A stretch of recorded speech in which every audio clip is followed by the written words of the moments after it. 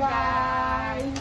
Jadi hari ini kami mau bikin podcast mengenai tentang Bank BSI yang terkena hacker. Ditonton ya guys.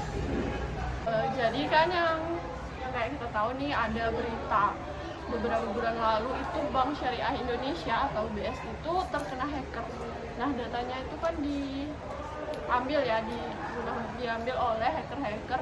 Kalau nggak salah itu dari berita yang saya baca itu hackernya itu dari Lockbit.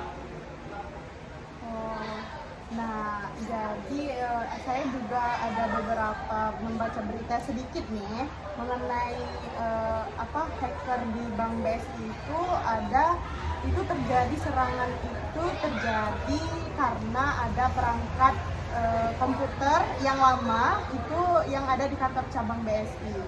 Nah, pasalnya masih banyak komputer itu atau using di kantor cabang BSI itu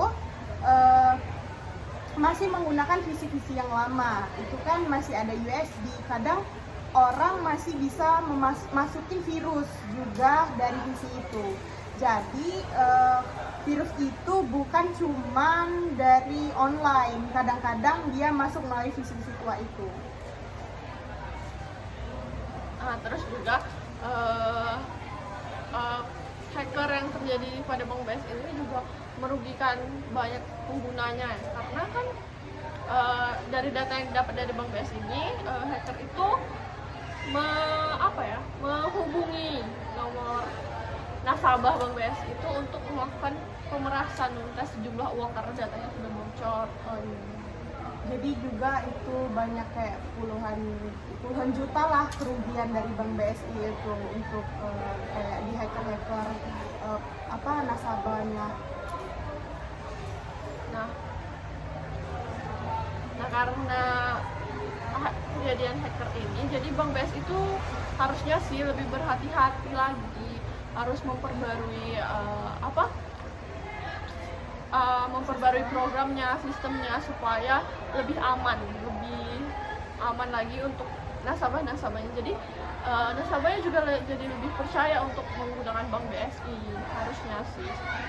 Tapi kalau menurut kamu ada nggak sih yang dari kantor itu yang membocorkan kayak dokumen-dokumen nasabah ke hacker gitu menurut kamu? Kalau menurut saya sih seharusnya sih, kalau yang membocorkan secara langsung dokumennya ke hacker itu mungkin nggak ada ya, tapi mungkin ada dokumen nasabah di laptop pegawai kantor BSI itu. Nah, mungkin aja laptopnya rusak atau dijual. Nah, bisa jadi dokumen-dokumennya itu masih tersimpan di laptopnya, jadi masih bisa diretas oleh para hacker. Oh, bisa jadi ya. Tapi itu Bank BSI-nya tanggung jawab apa nggak sih pada nasabah-nasabah yang kehilangan saldonya? Nah, kalau menurut kamu gimana? Kalau menurut saya sih mungkin nggak semuanya jadi tanggung jawab BSI. Mungkin ada beberapa yang diganti, ada juga yang enggak. Ya, bisa jadi sih. Tapi kebocoran data itu yang terjadi akibat ransomware kan, yang dimana data operasional dan bukan data nasabah yang sifatnya rahasia. Nah, data-data yang diambil oleh hacker itu kan data-data orang yang pinjam kredit ya, kalau nggak salah dari berita. Ya. Pinjam kredit di BSI. Nah, kalau menurut kamu gimana? Apa nasabah tuh mengalami kerugian yang cukup besar kah? Menurut saya sih nasabah mengalami kerugian besar juga, termasuk juga ke bank-banknya kan, karena ya mungkin nasabahnya pindah ke bank yang di awalnya dia pakai Bank BSI, dia prioritas Bank BSI, tapi karena ada hackernya ini dia langsung nggak mau lagi nih sama berhubungan sama Bank BSI kayak gitu. Iya sih, kalau kan hacker ini juga mengambil data-datanya untuk pemerasan kan. Ya. Jadi bisa aja nasabahnya minta ganti rugi, tapi BSI-nya nggak mau ganti rugi karena itu juga nggak 100% 100% kesalahan dari Bank BSI, mungkin jadi nasabahnya bisa pindah bank.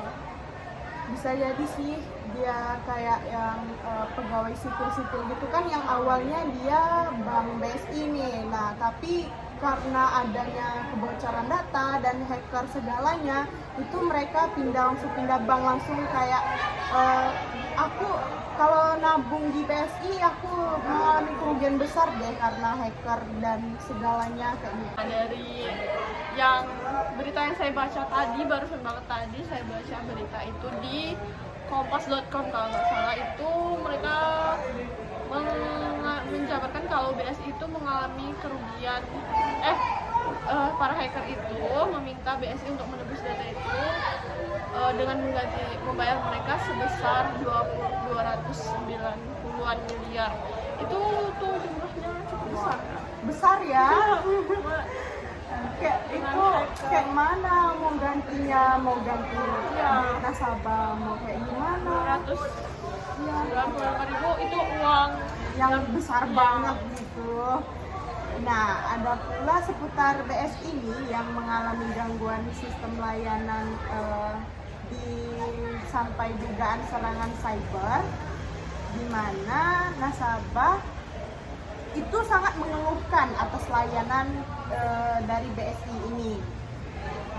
Ya, kalau kronologi hackernya itu kalau nggak salah pertama kali itu aplikasi mobile bankingnya itu nggak bisa digunain ya.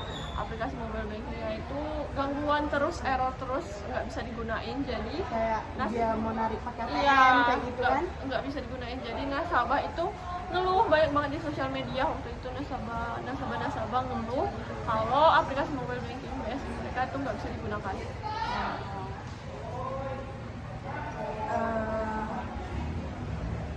Apa lagi nih? Nah, terus kalau ada juga di Instagram resmi, Instagram atau Twitter gitu, Bank Syariah Indonesia itu mereka klarifikasi, membuat sebuah pernyataan di Instagram mereka kalau sistemnya itu error karena sedang perawatan.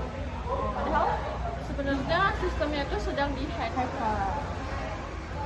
Seharusnya kalau menurut kamu, apakah seharusnya Bank BSI seharusnya jujur aja nggak sih kalau sistemnya lagi dihack, nggak usah diomong kalau sistemnya perawatan?